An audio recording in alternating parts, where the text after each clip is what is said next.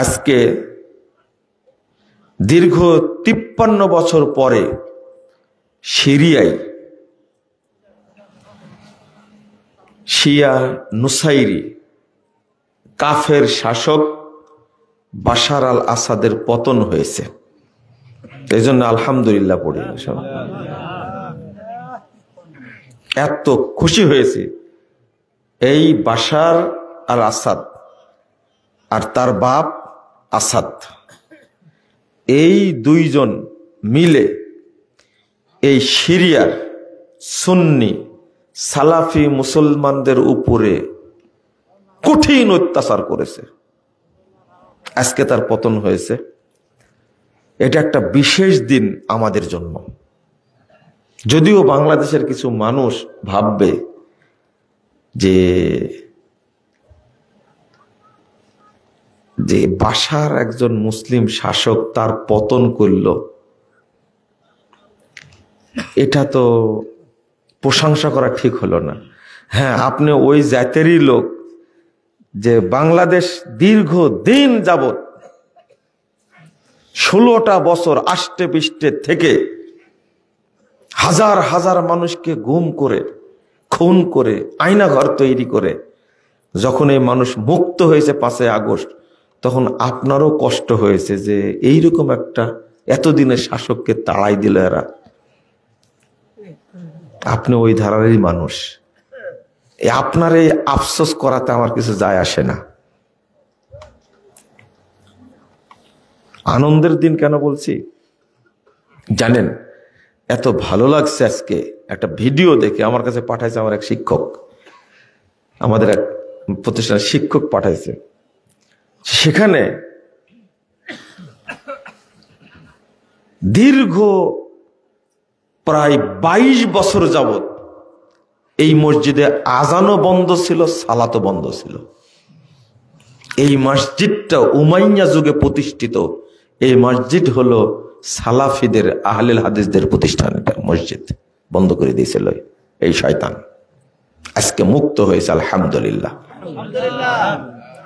এবং একজন বিদ্রোহী সেনা আজান দিচ্ছে এত সুন্দর কণ্ঠে, এটা শুনতেই যেন মনে হচ্ছে আবারও শুনে। দীর্ঘদিন পর ওই জায়গাতে দাঁড়ায় আজান দিচ্ছেন, কি আনন্দে উৎফুল্লে আর কি দারুণ সুরে আজানটা দিচ্ছে। এতদিন আজান হতো না সেই জায়গাতে। 2 নম্বর, যে জেলখানায় সিরিয়ায় ইমাম ইবনে তাইমিয়াকে আটকে রাখা হয়েছিল, সেই জেলখানা আজকে তারা মুক্ত করে দিয়েছে। এই জায়গায় রেখে তাদেরকে নির্যাতন করা হতো। এই জেলখানাতেই শেখ আলবানী রহিমাহুল্লাহ ছিলেন। এই সিরিয়াতে কি পরিমাণ যে স্মৃতি রয়েছে, কত বড় বড় আলেমের জন্ম সেখানে। এই সিরিয়া দখল করে রাখছিল এই অপবিত্র শিয়া নুসাইরি শয়তানগুলো। আল্লাহ তাদের আজকে পতন করেছেন। বলেন আলহামদুলিল্লাহ। খুশি হতে পারেন না, তাই না? এই বিদ্রোহী ভাইয়েরা, আমি কিন্তু আগে বক্তব্যে বলতাম যে সিরিয়াতে যে সংগ্রামটা করছে বিদ্রোহী গ্রুপটা, এই গ্রুপটাকে অস্ত্র এবং অর্থ সহযোগিতা করছে সরাসরি সৌদি আরব এবং কুয়েত আর দুবাই। আল্লাহ এতদিন পরে উন্মুক্ত করে দিয়েছে আলহামদুলিল্লাহ। আলহামদুলিল্লাহ। কত যে আনন্দ ভিতরে আপনি বুঝবেন না, কারণ আপনি ইবনে তাইমিয়াকেও ভালোবাসেন না, ইমাম ইবনুল কাইয়িমকেও ভালোবাসেন না। সবার কবর ওই জায়গায় আছে, কত নবীর কবর ওই জায়গা আছে। এমন একটা জায়গা পৃথিবীতে মানুষ কোথাও জায়গা পাবে না। কিন্তু আল্লাহ বলছেন, রাসূল সাল্লাল্লাহু আলাইহি ওয়াসাল্লাম আল্লাহর কাছে দোয়া করছেন, আল্লাহ তুমি সিরিয়ার উপরে বরকত নাজিল করো। সবাই সিরিয়ায় আশ্রয় নেবে এমন একটা জায়গায়। এই সিরিয়াতেই ঈসা আলাইহিস সালাম দামেস্কে তিনি নামবেন এবং ইমাম মাহদী তার সাথে দেখা হবে এই সিরিয়াতেই। এই সিরিয়াতে সালাত আদায় করে যখন বের হবেন ঈসা আলাইহিস সালাম, তখন গেটেই পেয়ে যাবে দাজ্জালকে, দাজ্জালকে এখানে হত্যা করবে। এত স্মৃতি সিরিয়ার। এই শিয়া অপবিত্র থেকে আজকে মুক্ত হয়েছে, আনন্দের শেষ নাই সারা পৃথিবীতে যারা সালাফি আকীদার মানুষ। বলেন আলহামদুলিল্লাহ। এর চেয়ে খুশি হব, এটা বলে দিচ্ছে, এর চেয়েও খুশি হব যেদিন ইরান থেকে শিয়া মুক্ত হবে। ইরান আছে না, ইরান, এরা হলো ইহুদি খ্রিস্টানদের চেয়ে বড় দুশমন, মুসলমানদের বড় দুশমন। আপনারা কি জানেন ঘটনা কি ঘটেছে? জানেন না? এই ইসরায়েল আর হেজবুল্লাহ যুদ্ধ করছিল না, এরা করছিল, এখন করে না, 30 দিনের মধ্যে বন্ধ করে দিছে যুদ্ধ। কি করেছে? বন্ধ আছে এখন। কেন বন্ধ করেছে জানেন? এতই বদের বদ এরা। দেখেন পত্রিকা লেখে, আমার কথা পত্রিকায় লিখেছে, হিজবুল্লাহ, হামাস এবং ইরান এরা সবাই মিলে বাশার আল আসাদের পক্ষে লড়াই করার জন্য ওইদিক ঘুরে গেছে। এখন কি বুঝলেন? এতদিন কার জন্য কাঁদলেন আপনি বলেন তো দেখি? কার জন্য চোখের পানি ফেললেন? এটাই তো বুঝাতে পারে না এই দেশের মানুষকে। আবেগী তো, শুধু গালি দেয়, শুধু গালি দেয় মুজাফফরকে। আমার মুখে যা আছে তাই বলে দিয়েছে, যা সত্য তাই বলে দিই। মানুষ বুঝবে 10 বছর পর, তবে বলে দিব। আপনার কথাটা বুঝতে পারলেন? আপনার হিজবুল্লাহর জন্য কান্নাকাটি করলেন না? এই হিজবুল্লাহ কি? এই হিজবুল্লাহ, এই হামাস, এই ইরান, এরা সব মিলে ইসরায়েলের সাথে যুদ্ধ বন্ধ করে তারা শামিল হলো বাশার আল আসাদের সাথে এই সিরিয়া দখলে রাখার জন্য। কিন্তু ইরানের এই ষড়যন্ত্রটা কাজে লাগেনি, আল্লাহ সিরিয়াকে স্বাধীন করে দিয়েছে। বলুন আলহামদুলিল্লাহ। তুমি যদি মুসলমানের বাচ্চা হও আর জীবনে কখনো হিজবুল্লাহর পক্ষে কথা বলবে না। শুনে রাখো, তোমার যদি লজ্জা থাকে, তোমার যদি শরম থাকে, তোমার যদি ঈমান থাকে, হিজবুল্লাহ হামাসের ব্যাপারে, ইরানের ব্যাপারে কোনো কথা বলবে না। তোমাদের শরম থাকে, তুমি একটা বেহায়া। তুমি তালেবানের পক্ষেও কথা বলো। তালেবান তোমার দুলাভাই, তুমি তালেবানকে চিনো, ইতিহাস জানো। আবার শিখতে হবে, আবার চিনতে হবে। এরদোগানকে তুমি চিনো? যারা আজকে সিরিয়াকে স্বাধীন করেছে, বাশার মুক্ত করেছে, এই সংগঠন শামস আল হায়াত, এই সংগঠনটাকে এরদোগান সন্ত্রাসী সংগঠনের স্বীকৃতি দিয়েছে। এরদোগান চেয়েছিল সৈন্য পাঠায়া বাশারকে সহযোগিতা করবে, কিন্তু সেই সাহসটা এরদোগান পায়নি। ওর কোকে মুচড়ে দেওয়া হতো। তোমার নাকি এরদোগান বাপ হয় তোমার? জাহেল কোথাকার। তুমি আকীদা বুঝো না, ইসলাম বুঝো না, দিন বুঝো না, শুধু মুজাফফরকে গালি দিতে পারো, তাই না? ওই সিরিয়া সম্পর্কে জ্ঞান রাখতে হবে আগে। অনেকটা কাছে চলে আসলো, এই বিজয়ের মাধ্যমে কাছে চলে আসলো। আল্লাহ যেন কিয়ামত পর্যন্ত এই সিরিয়াকে সালাফিদের দখলে রাখেন। বলেন আলহামদুলিল্লাহ। আল্লাহ তুমি কবুল করো, কিয়ামত পর্যন্ত যেন থাকে। এখানে ঈসা আলাইহিস সালাম আসবেন, পথ তৈরি হচ্ছে। যাও, তোমার বাপ গেছিল নাকি, কালো কাপড় পরে গেছিল ওই জায়গায়, নাই কেন আজকে? বুঝেননি কথা? কালো কাপড় পরা থাকবে, এরাই হবে ইমাম মাহাদির কি অনুসারী হবে। কি পাগলের পাগল। এখন কি হবে? এখন কিন্তু প্রমাণ হয়ে গেল অনেকটাই যে ইমাম মাহাদি আসার সময়টা খুব কাছে চলে আসছে, তাই না? কাছে চলে আসছে। এটা আর একটা দখল হবে, খুব তাড়াতাড়ি মনে রাখবেন, সেটা হলো ইয়ামান। কি? ইয়ামান খুব তাড়াতাড়ি দখল হবে এবং শিয়া মুক্ত হবে ইনশাআল্লাহ। মুহাম্মদুর রাসূলুল্লাহ সাল্লাল্লাহু আলাইহি ওয়াসাল্লাম এই দুইটা দেশের জন্য দোয়া করেছেন। মুমিনরা মক্কা তো টিকতে পারবে না, অবশেষে মুমিনরা আশ্রয় নেবে সিরিয়া এবং ইয়ামানে। এই দুইটা দেশ দখল করেছিল কারা? এই শিয়ারা। আপনাদের এই সম্পর্কে জ্ঞান রাখতে হবে। কথা বুঝতে পারলেন? আমার খুতবাটা উল্টা যাইতো, শুনতে চাই না যে কি বলে পাগলের মতো, কিন্তু ঘটে একদিন, ঘটবে ইনশাল্লাহ। ইয়ামানে যুদ্ধ চালাচ্ছে সৌদি আরব, এককভাবে চেষ্টা করছে এই হুতিদেরকে এখান থেকে উৎখাত করবে, করেই ছাড়বে ইনশাল্লাহ, করবেই। এই হুতিরা আক্রমণ করে হারামাইনের উপরে, চিন্তা করতে পারছেন? মক্কার উপরে আক্রমণ করলে মানুষের অন্তর জ্বলার কথা, কিন্তু হুতিরা শিয়ারা যখন মক্কা মদিনার উপরে আক্রমণ করে তখন বাংলাদেশের মুসলমানরা খুব আনন্দ পায়। হ্যাঁ, সৌদি আরবকে শিক্ষা দেয় ছাড়বে, তুমি ন্যাংটা হয়ে লাগো, কিচ্ছু হবে না ইনশাল্লাহ। চিনো সৌদি আরবকে? সৌদি আরব সেই জাতের যে আমেরিকার প্রেসিডেন্ট বাইডেনের ফোন ধরে না মোহাম্মদ বিন সালমান। কষ্ট লাগছে? খুব কষ্ট লাগছে, তাই না? কি জিনিস সৌদি আরব আগে বুঝতে হবে। মোহাম্মদ বিন সালমান বলেছে আমার সময় নাই ফোন ধরার। শেষে বাইডেন এসেছিল তেল মারার জন্য সৌদি আরবকে, পুতিনও যায় তেল মারার জন্য। আর তুমি এখান থেকে ন্যাংটা হয় খুব সমালোচনা করছো, তাই না? আমি তোমাকেই বলছি, কিন্তু আমাকে গালি দাও যে, এতদিন থেকে গালি দিচ্ছ তুমি, তাও তো কিছু করতে পারো সৌদি আরবের। কত দোয়া করছে আল্লাহ সৌদি আরবকে ধ্বংস করুক, মোহাম্মদ বিন সালমানকে ধ্বংস করুক, সালমানকে ধ্বংস করুক, এই রাজতন্ত্রকে ধ্বংস করুক। রাজতন্ত্র সম্পর্কে কিছুই জানে না। তোমার গণতন্ত্র খুব ভালো, ওই যে 16 বছর ছিল গণতন্ত্র, একবার শেষে দিয়েছে, তোমার তাও লজ্জা হবে না।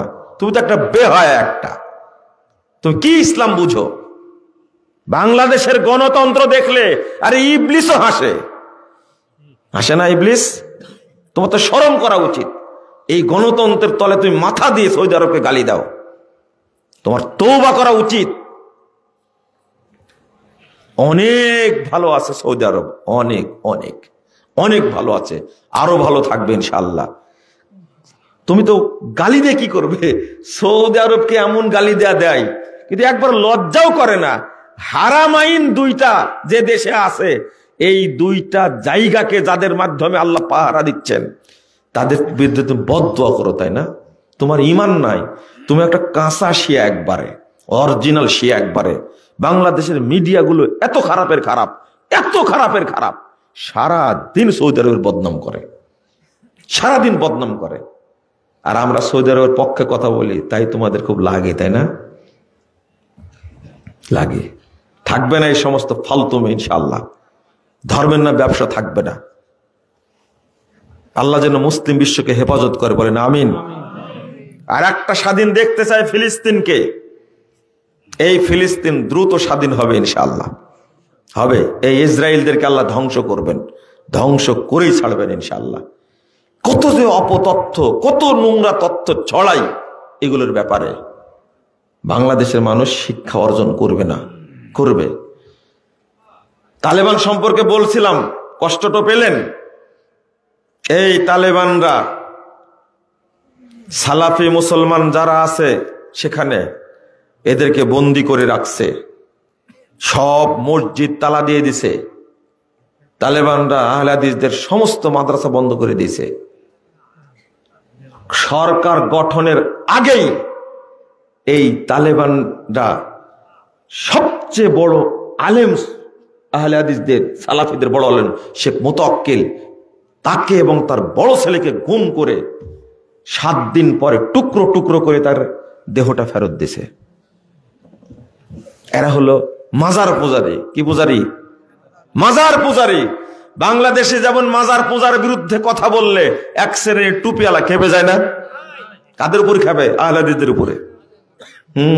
এই জাতের হলো তালেবানরা। সব মূর্তি ভেঙ্গে চুরমার করে দিয়েছে, বৌদ্ধ মূর্তি ভেঙ্গে চুরমার করে দিয়েছে, যিশু মূর্তি ভেঙ্গে চুরমার করে দিয়েছে, তারপরে হিন্দুদের মূর্তি ভেঙ্গে চুরমার করে দিয়েছে। কিন্তু মাজারগুলো এমন তাজা হয়েছে, এমন তাজা হয়েছে। তাহলে আপনি কি বলবেন? এরা মুশরিক না? বাংলাদেশে যারা মাজার পূজা করে তারা মুসলমান না মুশরিক? যারা মূর্তি পূজা করে তারা মুসলমান না মুশরিক?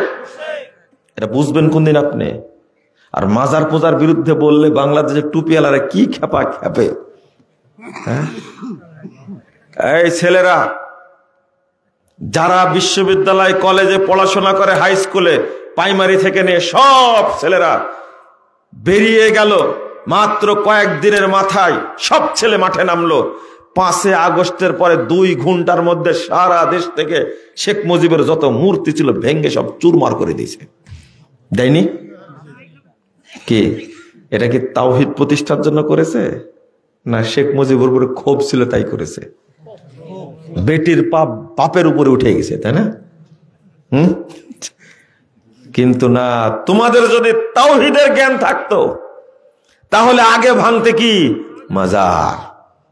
তাহলে তোমাদের এই বিপ্লবটা তাওহীদের উপরে হয়নি। তাওহীদের উপরে হলে আগে মাজার ভাঙ্গাটা ফরজ ছিল।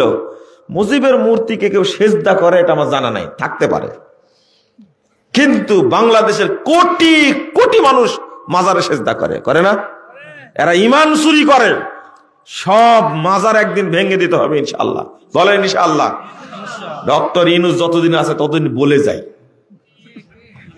পরে যা হয় হবে ইনশাআল্লাহ।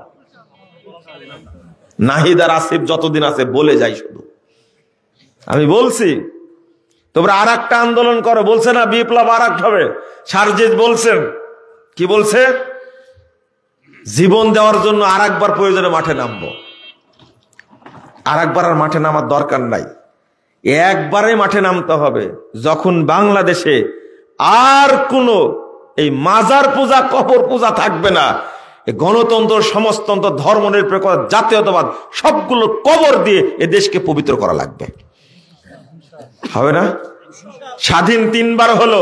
মূল স্বাধীনতা এসেছে 47-এ, এরপরে 71 এসে খুয়ায় দিয়েছিলেন, 24-এ এসেছে, কিন্তু পূর্ণ হয়নি। আমার দাবি আর একবার বাংলাদেশ স্বাধীন হবে যেদিন এদেশে তাওহীদ প্রতিষ্ঠিত হবে ইনশাআল্লাহ। ইউনূস যতদিন আছে, ইউনূস সাহেব যতদিন আছে ততদিন বলে যাই, খালি বলতে দেন, গলা তো আর ধরবে না কেউ এখন ইনশাআল্লাহ। খুতবা দিয়েছি কত 5 আগস্টের ঘটনা, 3 আগস্ট খুতবা দিয়েছি এক আলামিন মসজিদে গণভবনের সামনে খুতবা দিয়েছি। খুতবা দেওয়ার পরে ডিজিএফআর এনএসআই কি ভাষায় আমাকে কথা বললো, আর বললো আর জীবনে এখানে খুতবা দিতে আসবেন না। 5 আগস্ট যেতে ওরাই নেই। বুঝতে পারলেন? এত অত্যাচার করতে হয় না ভাই, কি অহংকার! দেখতে দেখতে 15 বছর, সামনে আরো 5 বছর, মানুষ বাঁচে কয় বছর? রাওয়াহু ওবাইদুল কাদের। চিন্তা করতে পারছেন কিভাবে বলছে কথাগুলো? এত অত্যাচার করতে হয় না। লা হাওলা ওয়ালা কুওয়াতা ইল্লা বিল্লাহ। কাদের সাহেবকে পাওয়াই যাচ্ছে না। আমি আপনাদের বলছি তো শুনছেন না কথাটা। ফখরুল সাহেবের উপরে মামলা করেন, পাওয়া যাবে ওকে, কোথাও উনি লুকায় রাখছেন। বলেছে না, যা বলে তাই করে। যেহেতু বলেছে ঠাকুর গায়ের বাসায় যাবে, মনে হয় আছে। ফখরুল সাহেব কি বলছেন? আপনি কই, বাসায় তো আসলেন না।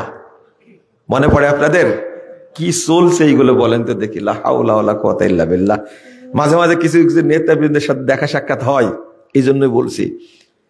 আমি আপনাদের বলছি সচেতন হওয়ার জন্য। মনে থাকবে, আমি কি ভোট চাইতে আসছি মনে করেছেন? না, ভোটারদেরকে সাইজ করতে আসছি। শেষে বলতে চাই, মানে আমি বিষয়ে ঢোকার আগে